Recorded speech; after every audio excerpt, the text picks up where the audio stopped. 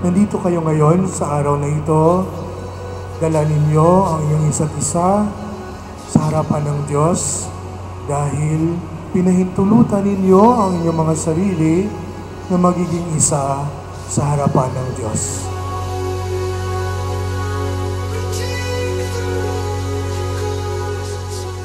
Sa oras na ito at araw na ito, dalawa ang ating pinagdiriwang. Ang iyong kaarawan at ating pag-iisang dibdib.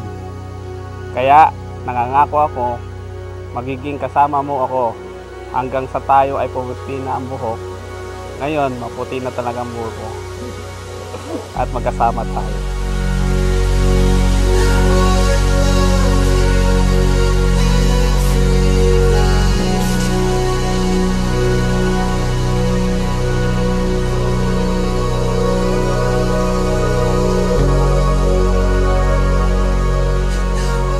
Tingnan palagi na habang lumalago ang pagsasama ng mag-asawa na nagmamahalan, dapat lumalalim din ang respeto sa bawat isa.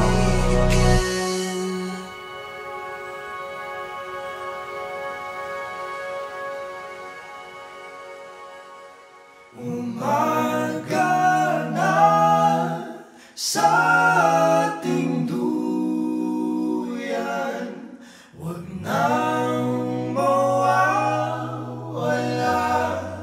Umaga na sa ating salamat at nakilala kita sa tamang oras at pagkakataon. Salamat sa lahat ng pasensya at pag-unawa. Maswerte ako at ikaw ang nakatapat ko. Ikaw na kayang sumabay sa mga trip ko, sa mga cravings ko, sa ugali kong hindi maintindihan. Salamat at congratulations sa lahat ng pagtotoyo ko na survive mo at nasanay ka na.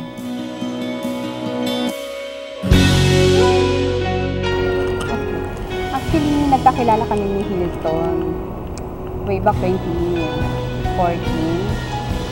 sa isang binyag ng anak ng kaibigan namin. And then, nanligaw siya, nagkakilala kami, nagkakilanlan. Ang hirap pa sagutin, kumbaga sa yung sinaunang babae. Maria Clara. Moderno Maria Clara, napakahirap. And then, hindi kami nagkasama sa work, pero yung way of work namin, isa. So, siguro yun yung fate or destiny na tinatawag natin, which is yung pinanghahawakan ko. Kaya, naniniwala ko siya talagang aking destiny. Mahiwaga, bibiling ka sa araw-araw. Sabi ko naman, ready na siya magluto, ready na siya maglaba, ready na siya magmasahe ng katawan ko pag pagod ako galing sa trabaho. Yun.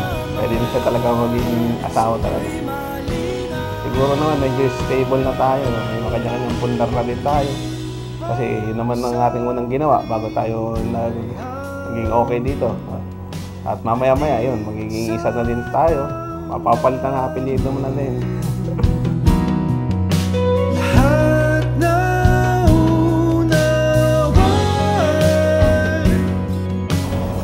At nagpapasalamat ako kasi naging matyaga siya sa akin, naging understanding siya, tinitiis niya ako, at hindi siya sumuko para maging kami.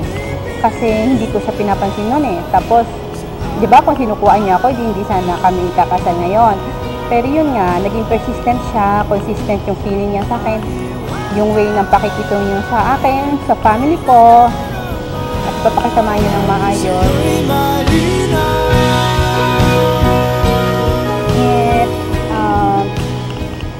Thank you.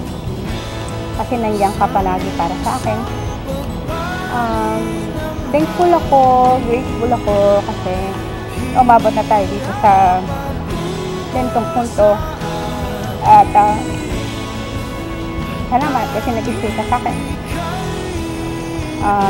Sana hindi ka magbago, sana ganyan ka pa rin hanggang sa naging mag-asawa na tayo. Huwag ka mag-alala kasi mas pagbubutihan ko pa, mas gagalingan ko pa, at Nagbabait lang ko pa bilang maging asawa mo. Sana ganun ka rin sa akin. At naniniwala naman ako maging ganun ka rin sa akin. See you. I love you, Janet.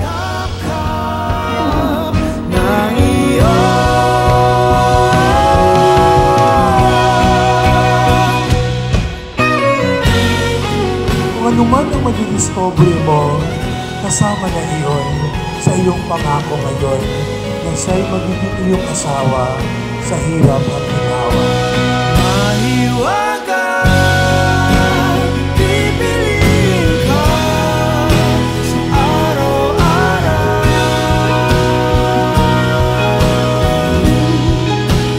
Mahiwaga, ang nadarama sa'yo'y mali. Sa bawat araw, isipin ninyo na sana hindi matatapos ang araw na iyon na hindi masasabi sa bawat isa kung gaano ninyo kamahal ang bawat isa.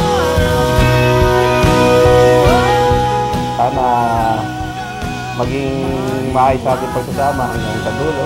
Sabi nila, kasama tayong tumanda. Yun lang.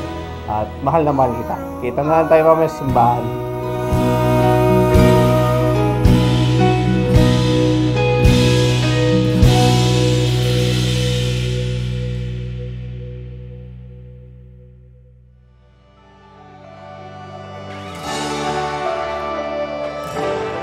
Tingnan palagi si Jesus kung paano niya patuloy na inibig ang sangkatauhan.